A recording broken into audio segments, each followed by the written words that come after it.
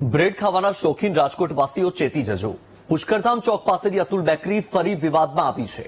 મહિલાએ ખરીદેલી બ્રેડ ફૂગવાળી નીકળતા માલિકનો ઉધડો લીધો. અતુલ બેકરીના આઉટલેટના માલિકો એક્સપાયરી ડેટ ન ગઈ હોવાનો બચાવ કર્યો. પોતાની દીકરીને ફૂડ પોઈઝનિંગ થશે તો બેકરી બંધ કરાવવાની મહિલાએ ધમકી આપી. ઘટનાનો વિડીયો બનાવીને સોશિયલ મીડિયામાં વાયરલ કર્યો. થોડા દિવસ પહેલા અતુલ બેકરીએ વાસી કેક પધરાવી હોવાની ફરિયાદ મળી હતી.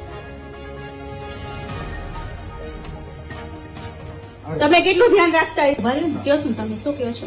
પણ આ બધી પ્રોડક્ટમાં યુઝ બાય ડેટ ને બધું લખેલું જ હોય છે. હા તો આ શું છે સર?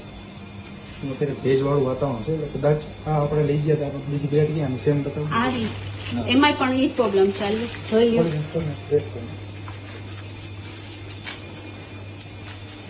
વધુ માહિતી મેળવીએ સંવાદદાતા સની ફોન લાઈન પર છે. સની, પહેલા વાસી કેક અને હવે વાસી બ્રેડ. અતુલ બેકરીને ખિસ્સા ભરવામાં જ રસ હોય તેવું લાગી રહ્યું છે. વત્સલ્ય દેશના વાત કરવામાં આવે રાજકોટની અતુલ બેકરી ફરી વિવાદમાં આવી છે. 2 દિવસ પહેલા પણ વાસી કેક છે તે મળી આવી હતી અને સોશિયલ મીડિયામાં વિડીયો વાયરલ થઈ રહ્યો હતો. ત્યારે બીજી તેની આઉટલેટ પુષ્કરધામ ચોકમાં આવેલું છે અતુલ બેકરીનું. ત્યાંથી મહિલાને ફૂગવાળી બ્રેડમાં આપવામાં આવી છે. મહિલાએ રોષે ભરાયેલ અતુલ બેકરીના આઉટલેટના માલિકને ઉતરવા દીધા હતા અને કહ્યું હતું કે જો મારા દીકરાને કઈ થયું તો બેકરીના શટર પાડી દઈશ.